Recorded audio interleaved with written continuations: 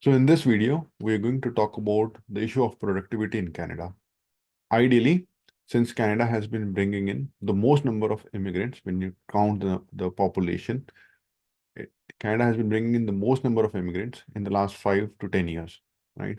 But when we talk about productivity, the Canada has performed almost the worst in like the last 7 years, 5 to 7 years, when we compare it to other G7 countries, right?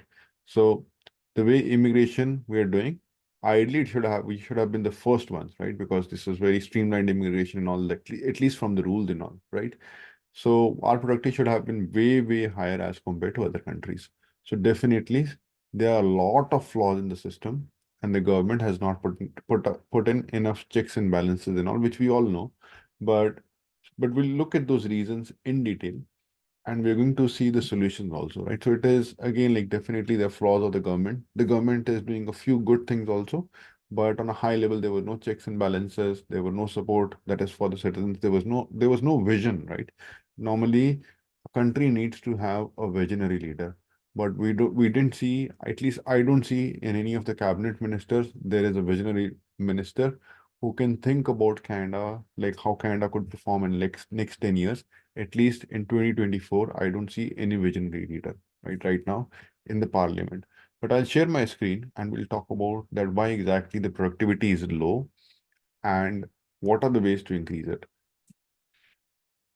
So let me share my screen.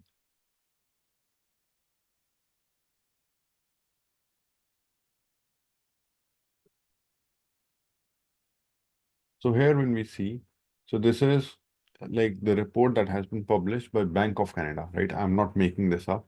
So they say the level of productivity in Canada's business sector is more or less unchanged from where it was 7 years ago, right?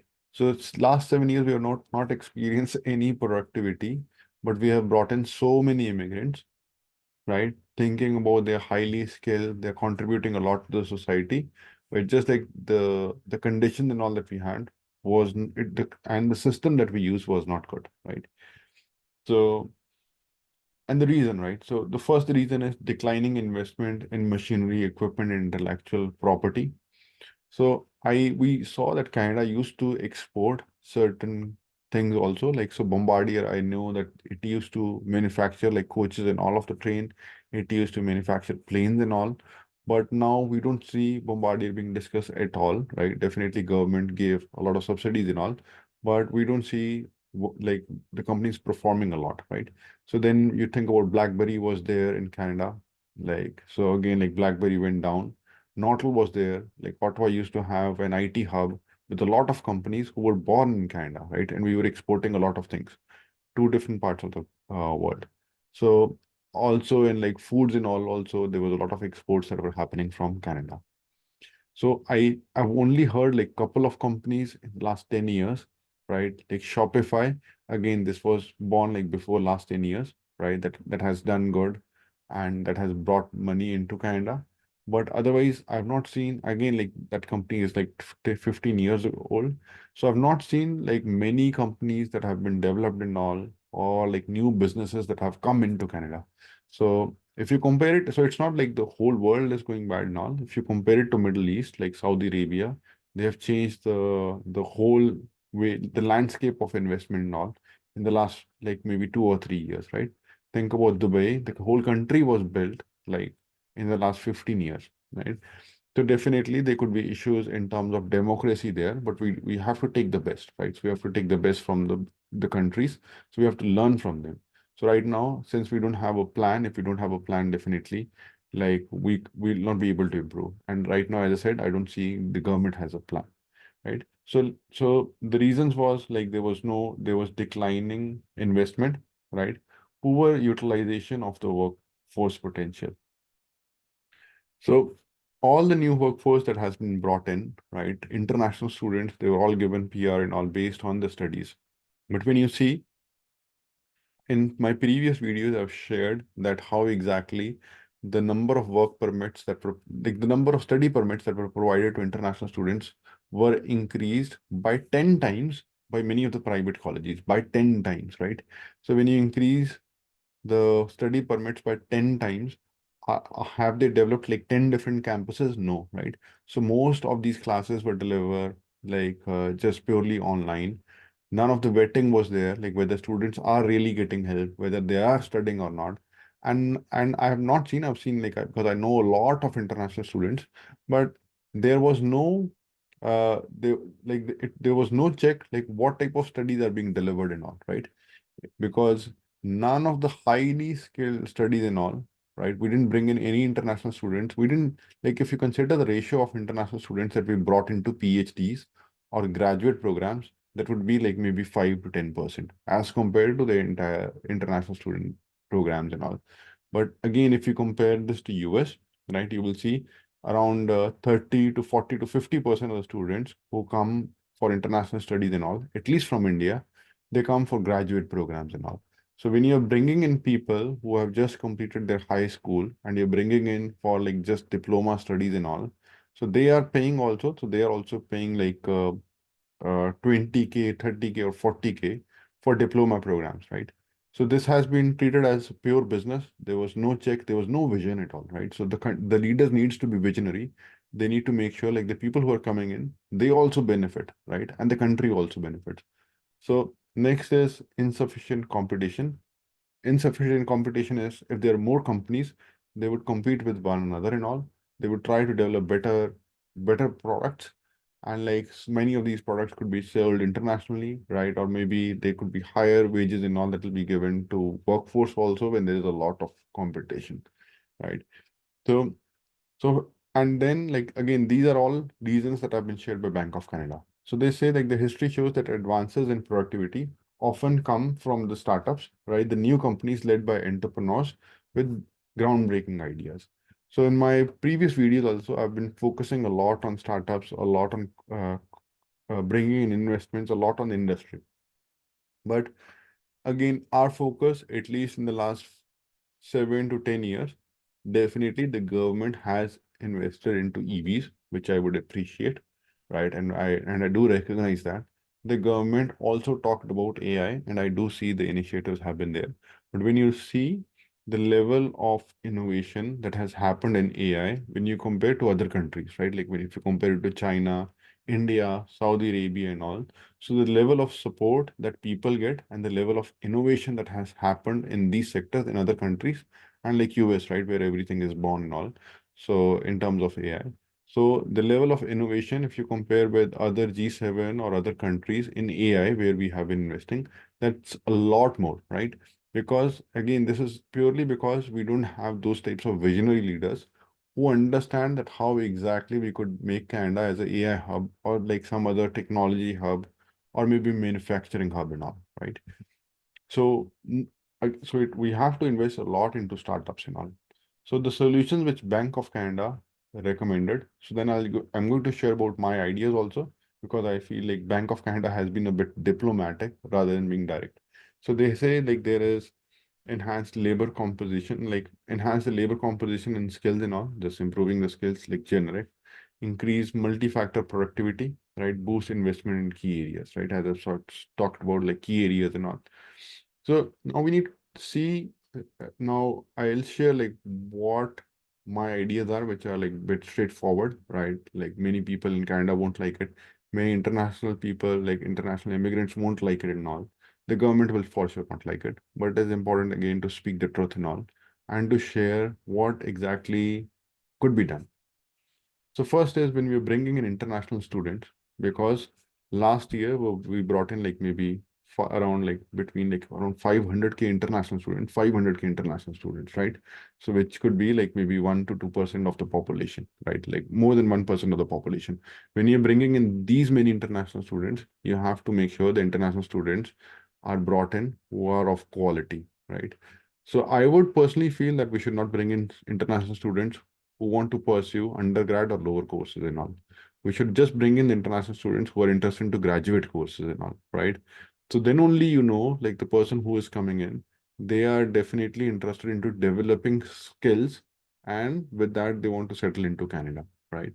But what I have seen, if you consider like 90% of students, as I mentioned, might be coming just for like diploma courses, right? Which you do after high school and all. So which creates a lot of pressure for Canadians who are doing these jobs, right? So at least on the white, like on the extreme highly skilled jobs, and we are not seeing much competition and all, right? The international students that were brought in, they were just brought in purely to pay the fees and all, and they themselves didn't benefit because the types of jobs they're also doing, they're also competing now with the local. There's a crunch of these basic jobs as right, like so highly skilled jobs, they're always a lot more and all. So government is still always finding that there is lack of labor force because there is no streamlining of these immigration policies and all. So first is bringing in the quality students, not charging them hefty fee, bringing in less amount of students, but bringing in quality students, right? Next is the government should track each and every immigrant for 7 years, right? Like track means not record the conversations, but at least ask them to have a survey done every year, which is a mandatory survey, where they talk about like what type of sector they are working in, where they are settling down, right? What are the future plans and all, and and give feedback on the government policies and all, whether the government helped them in settling down also, right? Finding a good job and all. So then we would at least know how what the government policies are and how the government has been doing on the immigration side, right? So right now I've seen like I have myself seen because I talked to a doctor. So he did his MBBS in India, and then he was working as a government doctor, right? But for whatever reason, like in the state where he was living in India, he didn't like it and he wanted to move to Canada. He was desperate in that situation and he was like a really intelligent person.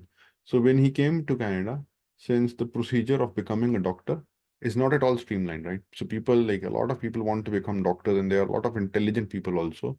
So now he wanted to move to Canada, so he just moved, and in order to support him, he was working as cashier on the stores, right? So doctor, we are like we our healthcare system has extreme shortage of doctors, but they're doctors who either we are bringing in doctors first of all, right? And but we are not seeing whether the skills match or not, right? Like means their education matches or not. If the education does not matches, we don't have any special programs to help them. And now these doctors are now working as cashiers on grocery stores, right? So they have taken the jobs that were belonging to Canadians and they're not being brought in as doctors. But if you see the immigration system would say that they were brought in as immigrant, like as immigrant doctors and all. Similarly, I think like again one of the CBC shows like nurses, 80% of nurses, if you see, they work under these basic jobs and all, right? So Canada has extreme shortage of nurses, right? When you bring in nurses from internationally, 80% of the nurses that have done their graduation all or undergrad, like that have done their undergrad also in their home countries, they don't end up working in nursing. They might be going for some basic jobs and all, right? Again creating more pressure over the Canadians by taking the basic jobs and not at all going into the right field where they were supposed to go, right? This is no fault of the people who are coming in. This is the fault of the system, right? How we have not been tracking the system, how we have not been supporting the people who are coming in, how we have been going against the people who have been living in, right? So we're creating a lot more pressure on the people who are living in. If we would have streamlined the process, people would have come in, we would have provided them right support, we would have done a lot more vetting, and the productivity would have already increased. Our healthcare system would have increased for sure, right? But again, like we need a visionary leader to do all of these things and all. So when you bring in immigrants or students, you should only ask them to apply. So immigration, like maybe the permanent resident process could also be divided into two processes or three processes also, like three steps also. So the first step is making sure the person works in the field in which they were brought in, right? At least for a couple of years. And again, other is I've seen a lot of immigrants, right, who applied in PNP programs to move to settle in different states, right? But they ultimately either settle down in Vancouver or in Greater Toronto area, right? So we want the immigrants, like whoever, when they apply for the provincial programs, they should be settling in those provinces only, right? So they could be, we should be doing more vetting and just make, and then providing them help also. It is not going against the new temporary residents we are bringing in or the permanent residents. It is about providing them good opportunity and a good fair system also, right? So the new immigrants and like the or the new students that we bring in, we should make sure they only apply for the highly skilled jobs. How that will help is they will help in bringing in high quality people. They will help. They will make it. This will make sure that there are enough jobs for Canadians, right? At least the basic jobs and all, and this will make sure that the productivity is going high, right? So next, when I'll talk about like the startup visas and all, right?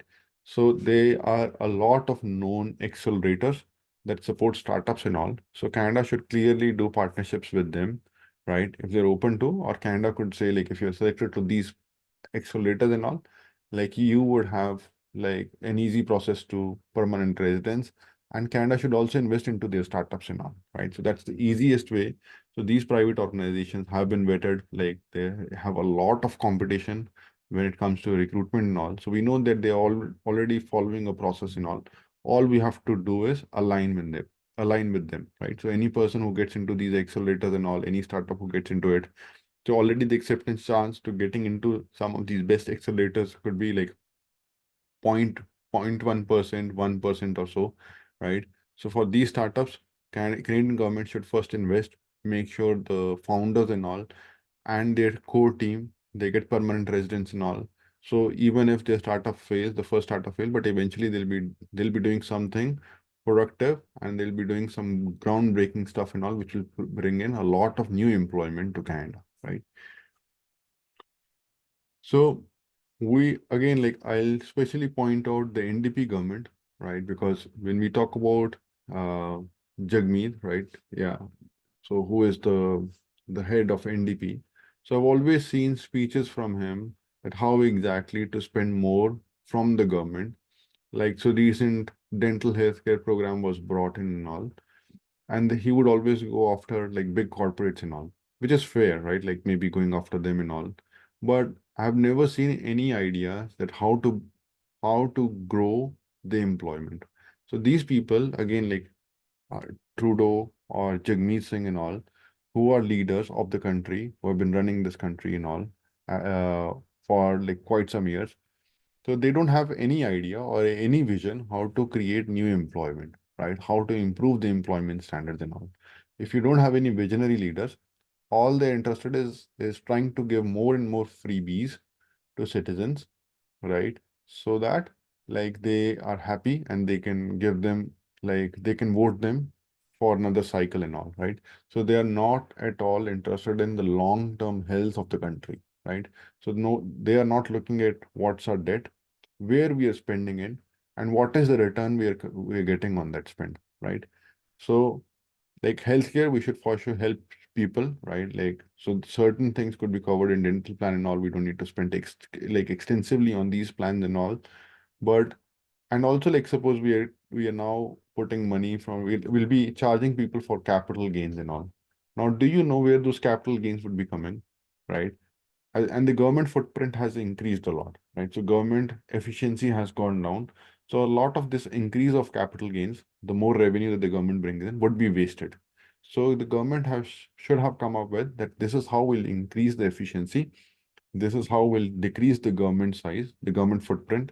So first is we bring in more money, we spend less, and the money that brings in from capital gains, which is from industries, goes into small businesses, right? So we are getting in money from big businesses and we're investing into small businesses. But right now, where is the money going? Could be for some freebies and all. And I'm sure like next year when the election comes, the government is going to increase the number of freebies and all, right? Try to get more. And this is, I've seen it like for many of these governments, right? The countries when the candidates, the current candidates try to take these approaches and all, for sure the level of opportunity or the level of employment and all in the country goes down, right? Because we don't have any visionary leaders. Right now, as I said, that is the case with Trudeau also, and that is the case with Jagmeet Singh also. At least Pierre Poliver, I feel that he's clear with the numbers, he understands the numbers. I'm not sure. At least I know that like at least from what he is saying, right? Based on his understanding, his understanding of the numbers and all, we could clearly see that he will be able to reduce his spending, right? Number one, right?